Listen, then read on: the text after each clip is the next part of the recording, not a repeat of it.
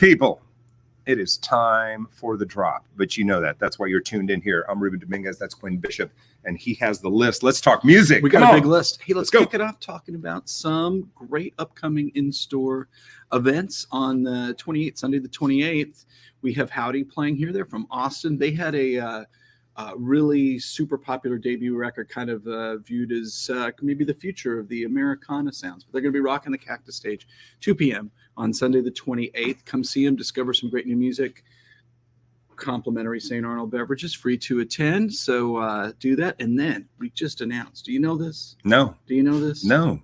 The man from Waco is going to be here. Charlie Crockett is going to be performing his first in-store performance at Cactus Music, Charlie. and it is a big deal. People are flipping out. I love Charlie. And so the performance is free for everybody to see, but he has limited time to sign autographs. So you have to buy the record to get a wristband to be in line. We have 40 of the Indie Store exclusive LP color variants. Friday morning. I love it. Friday morning, and then that is going to be the first Wednesday the 1st at 4:30 p.m. sharp. He's going to play, and then scribble on records for people. It's going to be awesome. It is going to be fantastic. And he is playing later that night at Armadillo Palace. That is sold out. Jack. And sold actually, out. I did a little search, and like people are reselling the tickets. I know it. For big money. A couple $100. Yeah. Yeah. So you might want to good for Charlie, man. Good for Charlie. He deserves it. And let's kick off our new release talk by saying thanks to everybody who came out for Record Store Day this past Saturday. It was our most highest attended record store day ever. And if you couldn't make it out, but you're a big fan, the English Beat, I want you to know that the great Dave Wakeling signed records for us, and you can stop by and pick up an autographed copy. So cool. From one of the great, brilliant British musicians. I heard the show was great. Show was great. A friend went. Did you go? The show was great. Oh, yeah, it was phenomenal. His band is great. You know, there's only a few living guys left from the band with David, but his voice sounds fantastic. Guitar playing is cool. And he had a bunch of great jokes, which I will tell you later. I love that. Makes me happy. Makes me happy. It's super fun. Okay, and now to the new release portion of our program. This also came out this past Friday, which we were on the air to talk about, but the brand new Taylor Swift record, Tortured Poets Department, is out there in 4 different vinyl variants. I only have 3 of them here because I can't really hold 4 of them. Come on. 3 of them are Indie Store exclusives and going quickly, and the stock is depleted. So you think you need one of those. Each of them have a unique bonus track and are different colored vinyl. I think this is the first record from her that's been a little maybe hasn't gotten the greatest reviews. But that wasn't a runaway forest fire. Yeah, absolutely. But it's, I mean, sales wise, it is. But I mean, we've been listening to it, so I think it sounds cool. It's great. Yes, and I think that's kind of like a good thing. You want a little Taylor mania to kind of die down a little bit. Yeah, it extends the life of the. Indeed. Yeah. No, I think it's good. Of the legend. And remember too, a lot of artists are making like a record every 3 years. She made 6 albums in 3.5 years. So cut her some slack. She's giving the people what they want. Busy gal. So anyway, so that's out, and pick it up. Let's do it. Beyonce, Cowboy Carter, really one of the most talked about releases of the year. Hands down. Certainly.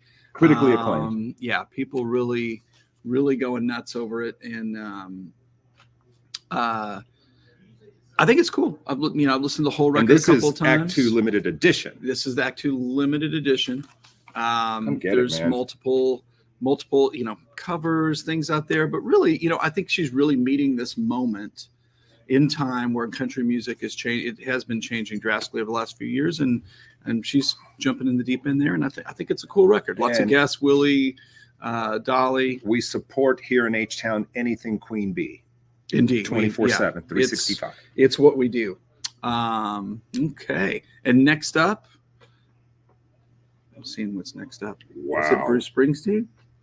It is. Bruce Springsteen's greatest hit. Come on, man. The best of. Okay, so every few years, I mean, there has been a greatest hits Springsteen, but that was 15 years ago and didn't include a lot of the later tunes. So this is it includes some of the earlier stuff, but it comes right up to the through the Rising and Letter to You record, and so you can pick between the 2 collections, which has your favorite tunes on there, and that is a pretty nice looking broadcaster. We love all of it. Yeah, it's a broadcaster. It's an Esquire. Esquire. Sorry. That's Yeah, okay. yeah. No need to be sorry. No need to be sorry at all. Yeah, for all you telly nuts out there. Loaded with hits Come and on, based on you're replacing CDs or cassettes with vinyl. You might not necessarily want to buy the whole catalog. It's good to buy greatest hits with all your favorite Agreed. tunes on it. 100%. Next up, we have Ian Hunter, and this is actually the Record Store Day edition. But so he made a record last year, Defiance Part 1. This is Defiance Part 2, Fiction. Tons of guests. We can't even run down how many guests are on there. I think it is the last performance by Jeff Beck is on this record. He's one of my favorite. Ben Montench, Black Crowes, Taylor Hawkins. Yeah, there's a Lucinda Williams, whole bunch of people here. Wow, that is crazy. Yeah, there's more. Matt Cameron, Phil Collins, Johnny Depp, of course, because he has to show up everywhere, right? Sure. Brian May, sure. Mike McCready, Phil Collins of Def Leppard. You know him. He's one of all the young dudes from Mott the Hoople. Mm-hmm. Very, very cool record. Still doing it. Still killing it. Oh yeah. Another greatest hits record. This is Linkin Park, who's never had a greatest hits record. That was weird to me. I thought for sure there'd been one. I thought they had two, but apparently not. And this is called Paper Cuts. It's got all their best known tunes. This is the indie store version on limited edition, clear, black, and red splatter vinyl. Nice. I think the big story here is this has an unreleased song, Friendly Fire. And that has never been heard, but I guess was prepared for a single. So they've been saving it for this. Here we go, Linkin Park fans. So again, if you need all your fave tunes on one LP, there you go. And the talk of a possible reunion and possible tour is making its way around the internets. I mean, I think if you're a band with it, there's such a huge brand, you kind of Well, obviously, it's hard to. Man, I haven't been following it closely, but it's like who's going to replace Chester on vocal is the big thing because nobody wants that job. Wildly talented man, lost him way too soon. Yeah. Okay. Plenty of those, right? Yep. Next up, we got the Eagles, To the Limit. This is the monster greatest hits. It's 6 LPs. 6 LPs. Name a song, it's on here. 6 LP. Yeah, name a song, it's on here. You got 4 LPs that are the greatest hits, and then you've got a whole live, 2 LPs of a live show. Yeah. It's a lot. It says essential hits, album cuts, and live performances.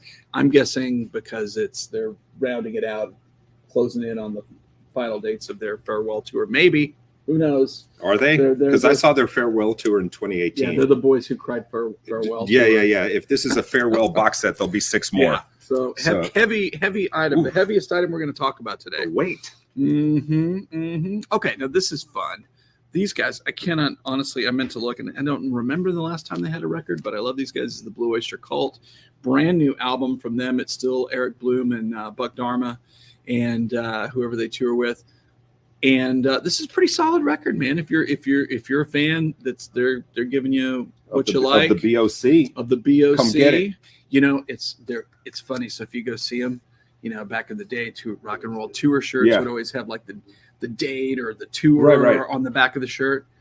They cut all that out, and now if you get a shirt at the show, it just says on tour forever. That's fantastic, and the artwork is kind of keeping with what you would have expected a Blue Oyster Cult album to look like in the late 70s or early 80s. Creepy, a little bit like ominous, a little tape machine on the floor there. And they're still great live. Go see them if you're a fan. All right, let's talk about some new music. We've been talking about stuff that's heritage artists. Girl in Red. I'm doing it again, baby.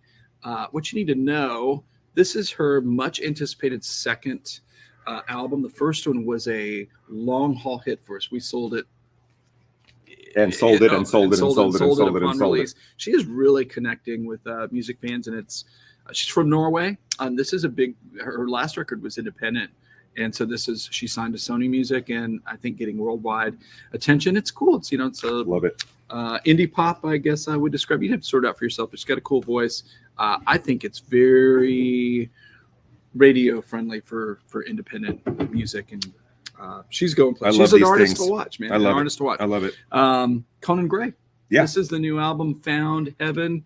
Superstar Conan Gray. This is his 3rd record. I will tell you, if you think that the fascination of the 1980s has ceased to be, not at all. Go listen to this record because it sounds like I think all the big 80s bands are represented in the sound here. You nailed it, man, because and it's such a cool vibe when an artist does it the right way, because they're kind of wearing their heart, their influences on their sleeve. Yeah, for sure. Like, this is the music that shaped me. Yeah. And I'm using it to do my music.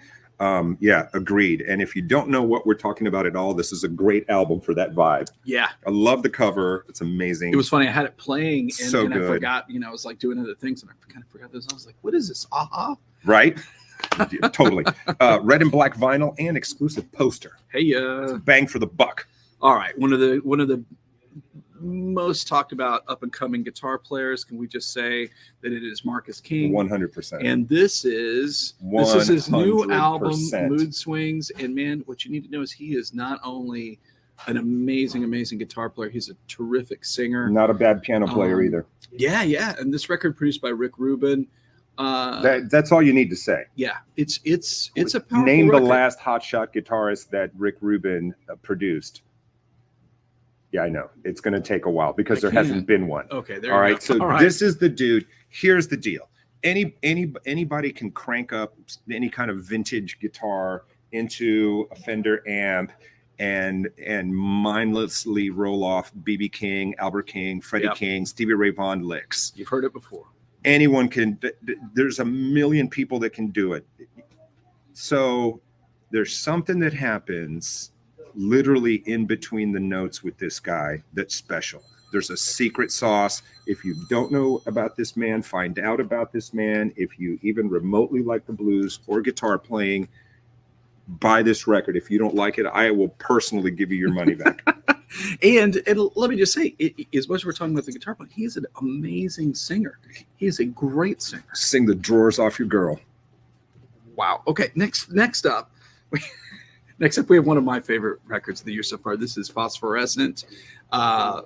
This is just such a meditative, chill work. His previous records. One I didn't get to. Yeah, indie folk kind of outsidery thing. He says this is all about the grand sadness of life. I don't know about that, but I do think it's like a more meditative kind of downbeat record. But it's a beautiful record. He's got a cool voice that just kind of speaks to me, maybe you, and I think it sounds like the cover. Like the cover art is, that's what it sounds like. But his records have always been very moody and. All right, so before we started the show, Quinn and I were talking about not finding out about bands until they've already come through town. It feels like we keep missing people.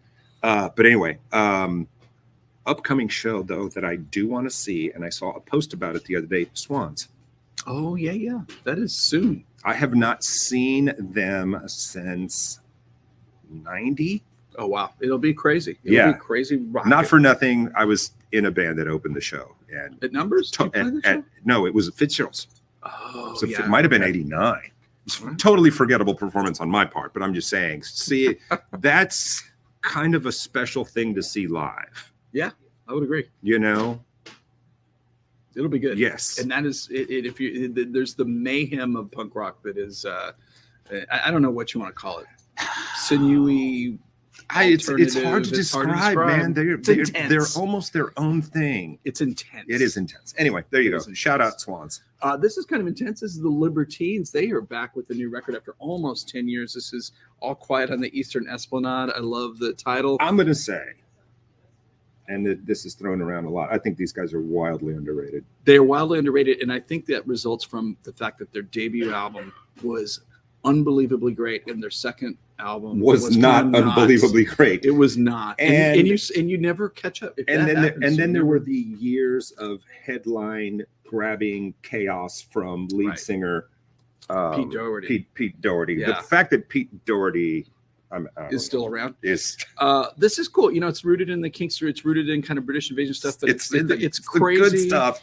Cool guitar. The guitar playing is really kind of wonky and cool. I love them. It's cool. It's a good record if you're a fan. But they never recovered from a bad second record. They've got plenty of songs that miss the mark, but it's those ones that connect that are so good. I would agree. I am right there with you on that, brother. Yep.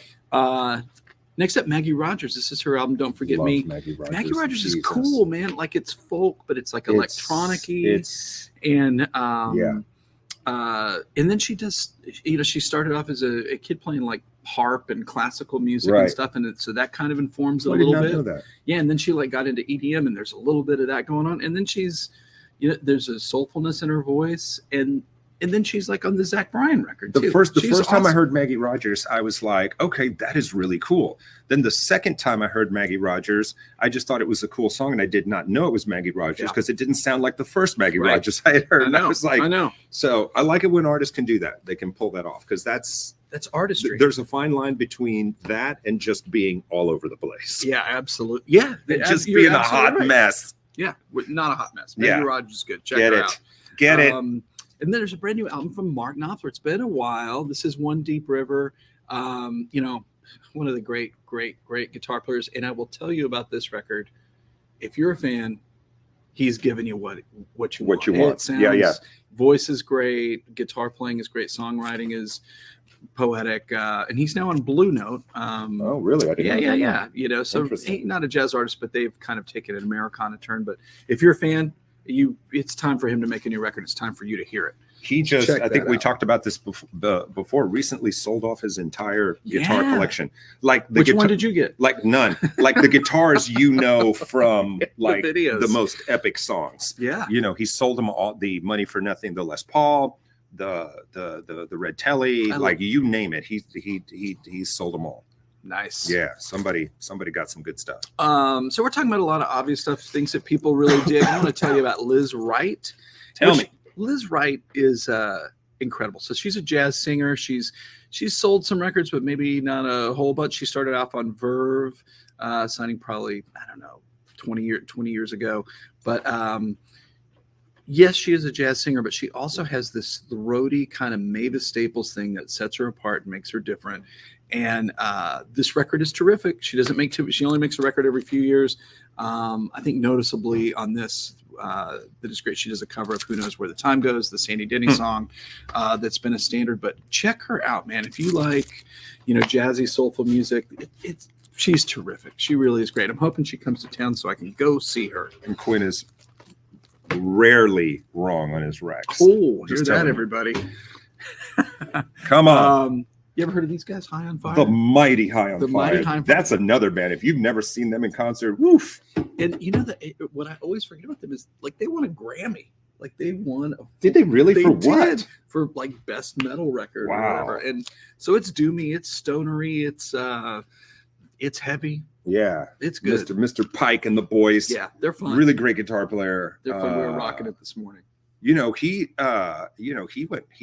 was one of those guys that could have very easily not been around and troubles with alcohol and stuff like that, but this guy got sober, got clean, and several years ago, and just continues to just bludgeoning. He's like the opposite of Aerosmith. Like Aerosmith gets clean and then they make terrible records, and he gets clean and just goes on an artistic tear. Sometimes it's like we're sharing a brain.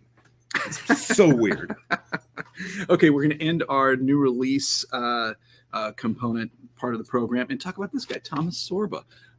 His new album is Wind Chimes. Thomas Sorba is from Houston, Texas, and his self-released record, which kind of came out during the pandemic. He's one of those guys that launched right during the pandemic. I think we talked about the previous record on here. Oh, produced by Robert Ellis. Yeah, produced by Robert Ellis. And there's really kind of, and you might not hear it, but there's like a kind of a Willie Nelson thing going on. The first record was a little darker. This one, I guess he started a family, so he's talking a little bit about that. But cool. He's really great. And the cool thing about this is he plays the Houston area pretty regularly. Buy a ticket and go see this guy. If you like singer-songwriter, country stuff, he's the man. He's not the man yet, but he's going in that direction. Okay. And you want to be able to say you saw him at the Duck. He plays the Duck a lot, Heights Theater. Yeah. Get out and support these guys and see some great music. Let's do this. All right, we got the Vinyl Vault. It is time for the Vinyl Vault, folks. I am in the Vinyl Vault. I love to be in the Vinyl Vault. It is you.